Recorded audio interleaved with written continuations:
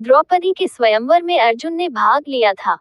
अर्जुन स्वयंवर की प्रतियोगिता जीत गए थे, लेकिन द्रुपद की पुत्री द्रौपदी को पांचों पांडवों के साथ स्प्रे करना पड़ा। द्रौपदी समय समय पर पांचों पतियों के साथ रमण करती थी। द्रौपदी ने एक एक वर्ष के अंतराल से पांचों पांडव के एक एक पुत्र को जन्म दिया। इस तरह द्रौपदी के 5 पुत्र थे। लेकिन अश्वत्थामा ने महाभारत के युद्ध के अंत में द्रौपदी के इन पांचों पुत्रों का सोते समय वध कर दिया था। द्रौपदी से एक बार सत्यभामा ने पूछा था कि बहन, तुम्हारे पति पांडवजन तुमसे हमेशा प्रसन्न रहते हैं। मैं देखती हूँ कि वे लोग सदा तुम्हारे वश में रहते हैं, तुमसे संतुष्ट रहते हैं। तुम मुझे भी ऐसा कुछ बताओ कि मेरे श्याम सुंदर भी मेरे वश में रहें। तब द्रौपदी बोली, सत्यभामा, ये तुम मुझसे कैसी दुराचारिणी स्त्रियों के बारे में पूछ रही हो? जब पति को यह मालूम हो तो वह अपनी पत्नी के वश में नहीं हो सकता। तब सत्यभामा ने कहा, तो आप बताएं कि आप पांडवों के साथ कैसा आचरण करती हैं? उचित प्रश्न जानकर तब द्रौपदी बोली, सास ने मुझे जो धर्म बताए हैं, मैं सभी का पालन करती हूँ और सदा धर्म की शरण में रहती हूँ। जब जब मेरे पति घर में आते हैं, मैं घर साफ रखती हूँ, समय पर भोजन कराती हूँ। देवता, मनुष्य, सजा धजा या रूपवान कैसा ही पुरुष हो, मेरा मन पांडवों के सिवाय कहीं नहीं जाता। पतिदेव के बिना अकेले रहना मुझे पसंद नहीं। बुरी बातें नहीं करती हूँ और बुरी जगह पर नहीं बैठती हूँ और किसी के भी समक्ष असभ्यता से खड़ी नहीं होती हूँ। इस तरह द्रौपदी ने और भी कई बातें बताई। अब सवाल यह उठता है कि क्या द्रौपदी पांचों पांडवों से किसी एक को अधिक प्रेम करती थी, या कि पांचों पांडवों में कोई एक उससे अधिक प्रेम करता थे? बहुत शोध करने के बाद ये बात निकल कर सामने आती है कि भीम ही एकमात्र ऐसा पांडव थे जो द्रौपदी का अधिक ख्याल रखते थे और उन्होंने द्रौपदी का अंत तक साथ दिया था। जुए में द्रौपदी को दांव पर लगाने पर सबसे ज्यादा क्रोधित भीम हुए थे और उन्होंने युधिष्ठिर का विरोध भी किया था। बाद में जब द्रौपदी का चीरहरण हो रहा था तो सबसे ज्यादा क्रोध भीम को ही आ रहा था, जबकि युधिष्ठिर सहित अन्य पांडव चुप थे। भीम अपने क्रोध पर काबू नहीं रख पाए और उसी समय उन्होंने प्रतिज्ञा ले ली कि दुःशासन की छाती का लहू पीऊंगा और दुर्योधन की जंघा उखाड़ दूंगा। महाभारत के युद्ध में भीम ने अपनी इस प्रतिज्ञा को पूरा भी किया था। राजा विराट के राजमहल में पांचों पांडव भेष बदलकर 1 साल के अज्ञातवास में रह रहे थे। उसी दौरान राजा विराट के साले कीचन ने कामांध होकर द्रौपदी को देखा और उसे रात को अपने कक्ष में अकेले में बुलाया। ये बात जब द्रौपदी ने भीम को बताई तो भीम ने कीचक का वध करने का प्रण लिया और रात के समय द्रौपदी की जगह खुद कीचक के कमरे में पहुंच गए।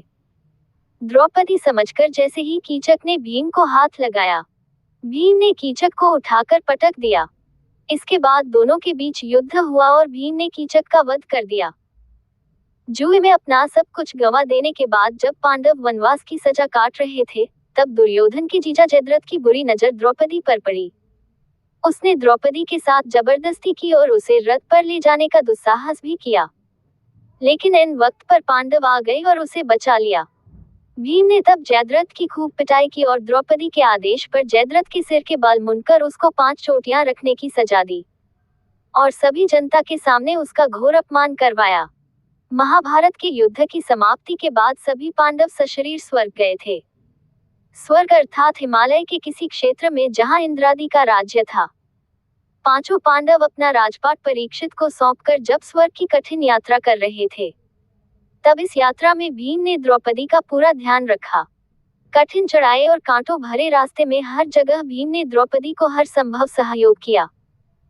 यात्रा के दौरान जब पांडव बद्रीनाथ पहुंचे और वहां से आगे बढ़े तो सरस्वती नदी के उद्गम स्थल पर नदी को पार करना द्रौपदी के लिए कष्टकर हो गया था। ऐसे समय में भीम ने एक बड़ा सा चट्टान उठाकर नदी के बीच में डाल दिया। द्रौपदी ने इस चट्टान पर चलकर सरस्वती नदी को पार किया था। कहते हैं कि माना गांव में सरस्वती के उद्गम पर आज भी इस चट्टान को देखा जा सकता है। इसे वर्तमान में भीम पुल कहा जाता है। एक जगह द्रौपदी लड़खड़ा कर गिर पड़ी। द्रौपदी को गिरा देख भीम ने युधिष्ठिर से पूछा कि द्रौपदी ने कभी कोई पाप नहीं किया, तो फिर क्या कारण है कि वह नीचे गिर पड़ी? युधिष्ठिर ने कहा, द्रौपदी हम सभी में अर्जुन को अधिक प्रेम करती थी, इसलिए उसके साथ ऐसा हुआ। ऐसा कहकर युधिष्ठिर द्रौपदी को देखे बिना ही आगे बढ़ गए। जनश्रुति के अनुसार स्वर्ग यात्रा के दौरान द्रौपदी भीम का सहारा लेकर चलने लगी, लेकिन द्रौपदी भी ज्यादा दूर नहीं चल पाए और वह भी गिरने लगी। ऐसे समय भीम ने द्रौपदी को संभाला।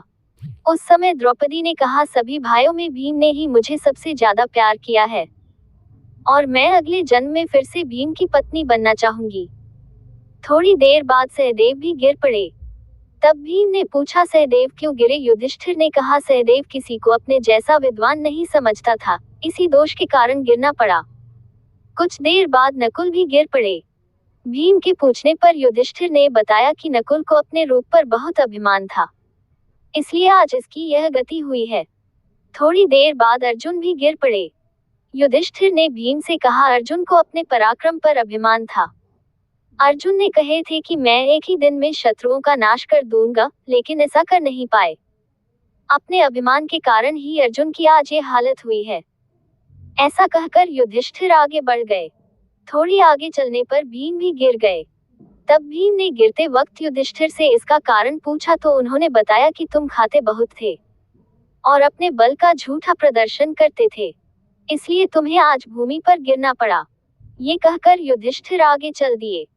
युधिष्ठिर कुछ ही दूर चले थे कि उन्हें स्वर्ग ले जाने के लिए स्वयं देवराज इंद्र अपना रथ लेकर आ गए। तब युधिष्ठिर ने इंद्र से कहा, मेरे भाई और द्रौपदी मार्ग में ही गिर पड़े हैं, वे भी हमारे साथ चले, ऐसी व्यवस्था कीजिए। तब इंद्र ने कहा कि वे सभी शरीर त्याग कर पहले ही स्वर्ग पहुंच चुके हैं, लेकिन आप सशरीर स्वर्ग में जाएंगे। इसके बाद इंद्र और युधिष्ठिर रथ में बैठाकर स्वर्ग की ओर निकल पड़े।